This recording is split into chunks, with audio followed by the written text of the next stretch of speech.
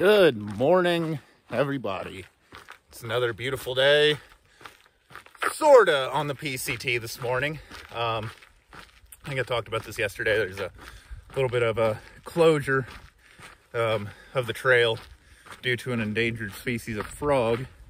So you got to do a road walk, which is no big deal. Actually, you know, a little bit of a road walk isn't too bad. It's about 2 miles, and it's flat. It's easy. Only thing is, on this trail, or on this road, you can see not much of a shoulder here. And I believe I was actually warned about this section, that a lot of people, I think it used to be longer because this used to be, you know, this is a burned area. This section just recently opened up, if I'm thinking correctly. Probably not, you know, hiker brain.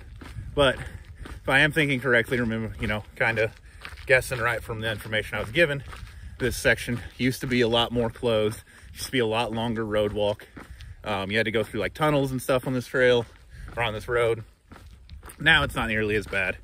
It's they get you off the road pretty quick. But nonetheless, it is a road walk. It is a bit of a closure, and it's probably like the most danger I've felt, like being on this road with the narrow shoulders. But one good thing, make my mom feel a little bit better, that makes it a whole lot safer, is that just back about probably less than 10 miles on the road, is that there was a huge, I was told by a ranger, a huge rock slide. Covered the whole road, completely closed it for a big section. So no one's really driving through. I've seen a couple vehicles that are like cruising through it. Is like pretty cool. You like see the rich people with their, I saw like a couple Porsches. I think I saw a Lamborghini or a Ferrari, something. I'm not good with cars, but just cruising through, and they're just winding up this road, just getting the mountain views, which a little bit of respect to it. It does sound like a lot of fun, a lot more fun than walking the road. But I've seen a couple of those go through, and then they're quickly turned around, coming back the other way. Because it's not really, can't really get anywhere. Oh, the sun's bad. Well, we can walk backwards. So, yeah. And one thing I do want to say is that, this is horrible. I don't know what to do about this. I'll try and, yeah, that doesn't work. I'll go up here. So one thing I have seen a little bit on like Far Out and talking to people is that some people are just hiking this section, and whoo, see, I think those are both, one of those is a Ferrari at least. Love it, so cool. But one thing I have heard is that there are some people that are still hiking that closed section, the endangered species, which I get it. You want to hike the trail, you don't want to do the road walk, blah blah blah, whatever excuse you have, or they have, they're doing it. I just gotta say, like, if you are like in a section and it's closed for whatever reason, the trail says that it is closed, don't hike that section. The trail's closed for a reason. You know, the endangered species there, it is a big deal. You know, you're out hiking to appreciate nature, not to destroy it. There's a reason why, you know, L&T, leave no trace, is such a big thing. And it's a little bit frustrating when people just completely ignore it. They go through this endangered species area, and it encourages other people to go through. You know, you think, oh, I'm the one person. But then everybody starts doing it, because they're like, oh, this person did it, I can do it. So, trail's closed, stay off the trail. It's not that big of a deal to hit, you know, every inch of the trail. You might be, say, like, oh, well, I'm a purist, I gotta hit every inch of the trail. No. Just, at the worst, or, you know, if you just can't come to terms with it, all these trails are a continuous footpath. That's what they are. That's what your goal is, continuous foot travel. You know, don't get a hitch, just walk the road. You still step, left foot, right foot, making your way up to Canada, or, you know, if you're on the AT, and I think this is a bigger problem on the AT. I gotta switch arms, my shoulder's tired. I think this is almost a bigger problem on the AT, because you have blazes, so everybody's like, oh, I gotta hit all the white blazes. It's not that big a deal. No one cares. Literally no one cares. No one's gonna examine you after and be like, did you hit every white blaze? No, no one cares. Trail's closed, walk around it. Simple as that. It's not a hard concept to bear. Like, just go around, keep that continuous footpath going, and, you know, just carry on with your day. You know, if you're missing 2 miles of trail on a 2,000-mile trail, oh no, not that big of a deal. And there's so many people that get so caught up on that, and it's frustrating to me because like, I've seen people where it almost ruined their day because they missed 2 miles of trail. They missed 10 white blazes, and they're just so frustrated. It's hiking. The purpose of hiking is to be happy. Come out and be happy. And I just don't understand it sometimes. Whatever. I'll get off my soapbox. I'm gonna enjoy my day. I'm not gonna think about the people who ruin their day and make it ruin my day, you know? So, just gonna enjoy this road walk, enjoy the flat, even terrain while I got it, and just continue on down the trail. And yeah, so that's about it for this morning, and I'll see y'all later. So, peace. Let's go, mile 400, making my way along. I think this one took me like 5.5 days, something like that, maybe, I don't know. I always lose count, but the miles are going quick. I got another 100-mile marker. Let's go. Pumped. Oh, it's a good day. Well, y'all, once again, I'm hiking late-ish into the night. I got like a mile left, but, well, hopefully I can camp there. It's kind of questionable if you can camp there or not.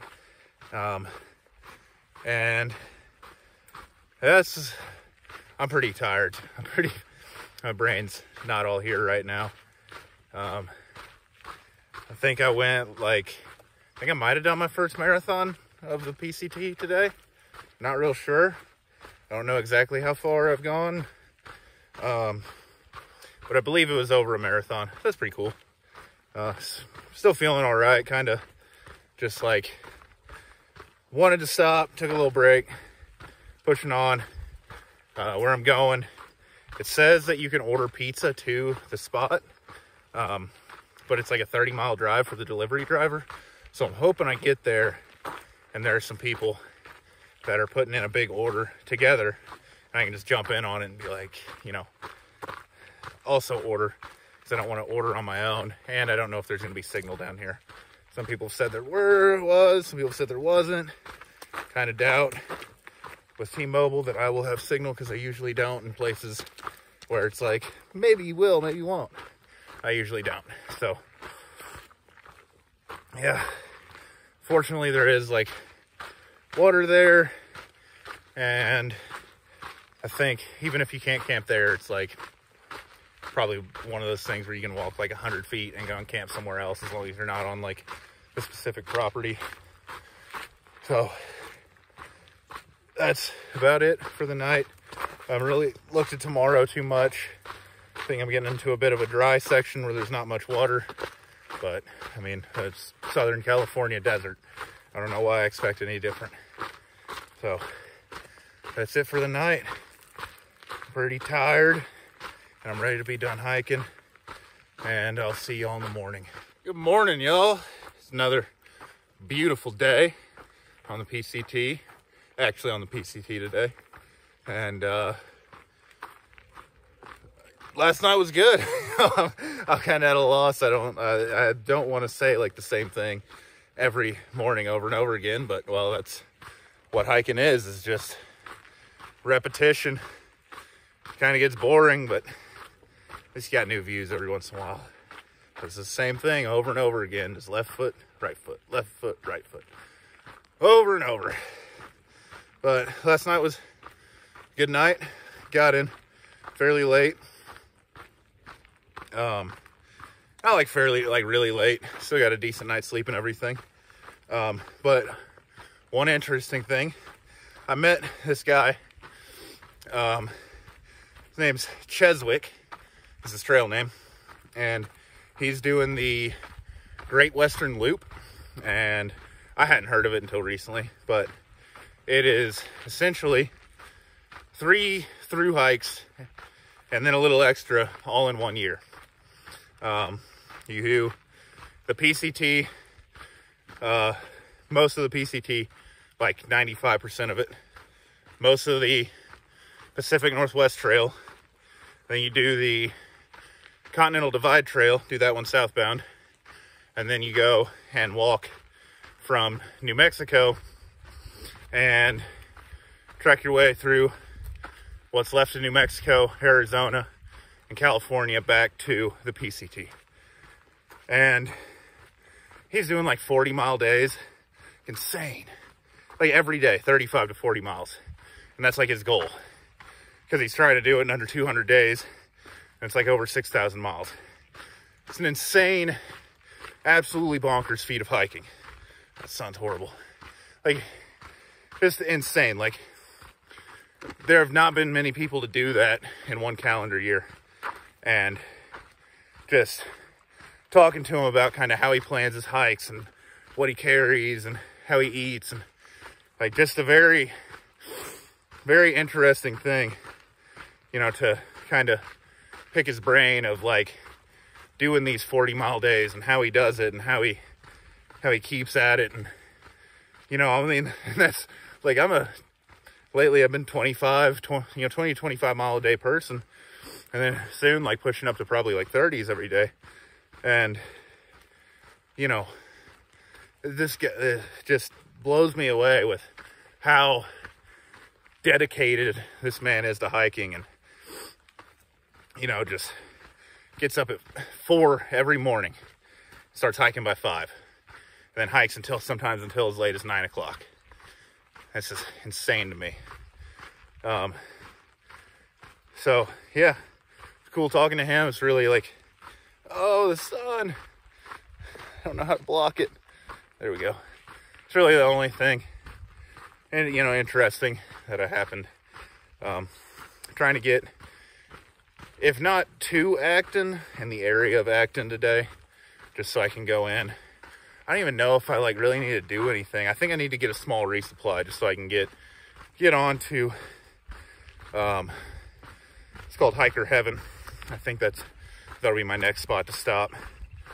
There's like a couple of small things in between, but nothing substantial.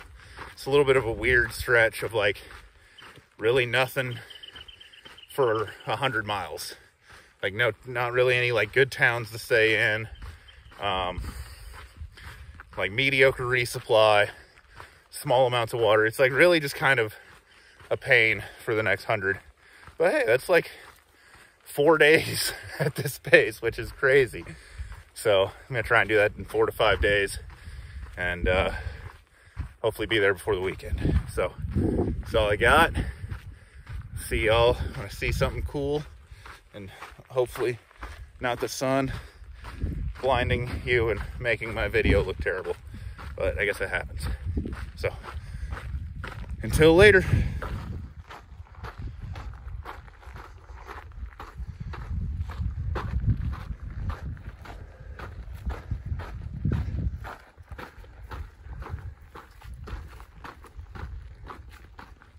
What's up, y'all? Figured while I still have this little bit of light left, I'll go ahead and record this. Put in around 26 miles so far, and then I'm just probably not gonna go that much farther. Yeah, I didn't hike this late. I got into Acton, California, small little town, got like a couple little grocery stores and stuff. Did like a super quick, super abbreviated resupply. I actually don't even think I got everything I needed. I was so fried and so dehydrated that I just like got in and like grabbed some stuff that I thought looked cool and was like, yeah, throw it in. So I'll have enough, but I might be eating like potato chips and gummy worms for breakfast. So that's something that I got going on. I'm a little bit more about my brain right now, you know, I'm a little bit back to it. But earlier when I tried to resupply, this was a bad idea. I got some food in me, so I'm really just gonna go and hike out. First campsite I find, I'm setting up. First campsite that looks like moderately appealing, I'm going for it. Is this the trail? I think this might be the trail.